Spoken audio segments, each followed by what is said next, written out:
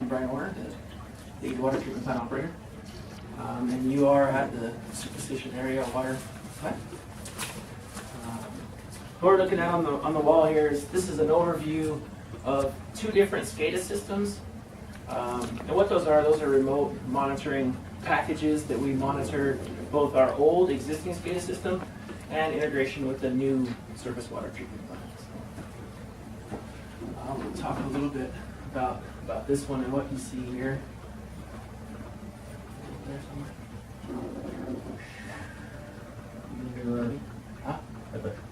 There it is. Okay. All right, so this, what we're looking at here, represents just a cross-section of what a typical well installation would look like. And so our existing system, we have two groundwater wells, wells 5 and 6, and we currently pump them about a third of our production around there right now, and the other 2/3 is comprised of the surface water treatment plant and a small percentage from City of Mesa. So that's an overview of what that cross section looks like, and then we'll switch gears and over here. And this is the cross section of what we have out here. So being that surface water, we get our water from the CAP canal, and we have a very unique arrangement here. So we actually have our suctions built into the CAP canal, and these pipes represent our suctions, which are about midway in the canal. So some are around 15 feet, and ours are about in the middle of that. Gives us a lot of opportunities. We don't have the maintenance of a turnout, and or the construction and the expense, but we have these two pipes in the water that we could pull out to do maintenance on them, and the ability to add 2 more in the future. So these pumps by themselves will take care of the pumping demands of the plant. So right now we're running at 1 million gallons per day. Capacity of the plant is 2 million gallons per day. Each one of these pumps can produce 2 million by themselves. So we run about half capacity on those pumps, which ensures long life and fairly easy to eat. One of the unique things about this, Brian's talking about here, is a turnout structure is actually cutting a hole into the side of the TAP canal and building a whole structure that could cost upwards of about $500,000. The city has the old Ironwood Bridge that we worked with CAP on, and allowed us to install our pumps on the bridge that saved the water district a lot of money instead of making a turnout structure that we have to do. So kind of unique about this project. Not many other cities have it like that, so kind of interesting fact. It is. It's cool. So I'm going to kind of continue with an overview, and then we'll go out and actually look and see what's going on. So here is that overview. This represents an aerial photo of the site. What we don't see is the CAP canal. So it's represented. So each one of these areas in blue here correspond with an area of the plant that has a particular SCADA overview and a screen that something's happening over there, and I got the ability to either change things, monitor alarms, and just have a status of what's happening here at the plant, just at an overview. So the raw water pumps are where we started our tour. As we take water from there, we do add a little bit of chlorine bleach up front.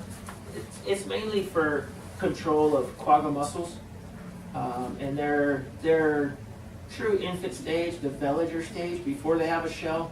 They are really vulnerable to chlorine, and it will inactivate them where they don't get to build a shell, and that having that shell just causes a lot of problems for pumping, maintenance, flow, those kind of things. And so we add a little bit of bleach there for that. Then next part of the process is our raw water strainers. These are an automatic strainer, and so right now there's only one unit in place. It consists of a carousel inside with different tubes that the water comes from the canal through there, and then we got some screens in there that are kind of reminiscent of what you'd have on a window screen. So pretty tiny holes, and so anything that didn't make it through our pumps, we'd pull out at that point. and then periodically we'll reverse the flow and send any impurities that might have been trapped on the screen, and then we'd send them out to our spent filter backwash basin. We'll cover that. So that's the automatic strainers. From there, it enters the water treatment plant itself. This is the building we're in right here. And this graphic represents the filter that's outside. The filter unit is an upflow clarifier. So the water's coming from our strainers. We do a little monitoring up there. We monitor what's called turbidity. And we express that in an NTU, in a numeric value. Turbidity, in its basic sense, is a measuring of the scattering of light. So anything that could scatter light is expressed as a turbidity unit. Some examples would be grass, silt, dirt. Air bubbles will scatter light in the water. So those kind of things are what this number represents. And so today's value is 0.667. It can range. We've seen it in here above 10. That's the capacity of the plant. The plant's rated for 10 NTU. Those are rarer excursions, and as they happen on the line, we have the ability to turn the plant off. We can make up our use with the wells in town. We can make up all of our use with Mesa interconnect water and or the plant. So if turbidity gets really high out there, what that does is just it shortens up the filter runs, the time that I can get out of the filter plant, treat the water. So we add some alum and some polymer in there to aid in the removal of those items. And then we come into here to the plant. So this first cell, we call this the clarifier. And this is an upflow clarifier, meaning the water comes in from the bottom through an under drain down here. And so these dots and these lines here represent a grid fashion under drain that's underneath that. I won't be able to see it. It's covered with a gravel media. We'll take a look at that here in a little bit. And so water has the opportunity to pass through these holes in here. Mike has an example. So the yellow one is what's in the clarifier. And those holes in that diffuser represent 2 millimeters. And in our filter, the green element that he has, that's a 0.2 opening. So when you look at how much we're potentially removing from the water or what we're allowing to come into the filter. So through the yellow one, we're allowing particles no larger than 2 millimeters to enter. And then in the green one, we're allowing nothing smaller, or it has to be smaller than 0.2 to get through that diffuser. The top of this clarifier, and we'll cover this outside a little better with the visual, but the top of this clarifier, there's a trough up there, and that trough represents the highest point in which we pump water from the canal. So at that point, as soon as the water goes over into that trough, that ends pumping and begins gravity. So these two filters are gravity filters. Water is allowed to go downflow through here. There's two different medias in here. We have anthracite coal and silica sand. Those two different medias also are size-based, and which translates into pore size in that filter. So we're pulling things out by adsorption. We're letting things adhere to the outside of that medium, and we decrease that pore size as we go through the filter. So it starts off as 1 millimeter material up here, about half of that here, and then a 0.2 under drain. Okay, so as we go through that filter, we're removing turbidity, removing any imperfections that we didn't get out in the clarifier. And from that stage, then we go on to the finished water clear well. And finished water clear well, roughly 200,000 gallons of storage on site. There are two pumps that transfer that water from here to the storage tanks in town. One of them running right now. We monitor the level in that and fill it up with flow here, but those pumps are independently run, and they can run anywhere from 600 gallons a minute to, I don't know, what's the maximum, maybe 2,000 or something like that, that they could run up to that level. So, okay, so then from the finished water clear well, it goes on to storage. And so he has 3 million in storage. comprised of 2 different sites. Our booster storage tank number 1, there's the booster pumps there, and a storage tank, and then there's 2 tanks here at booster 2.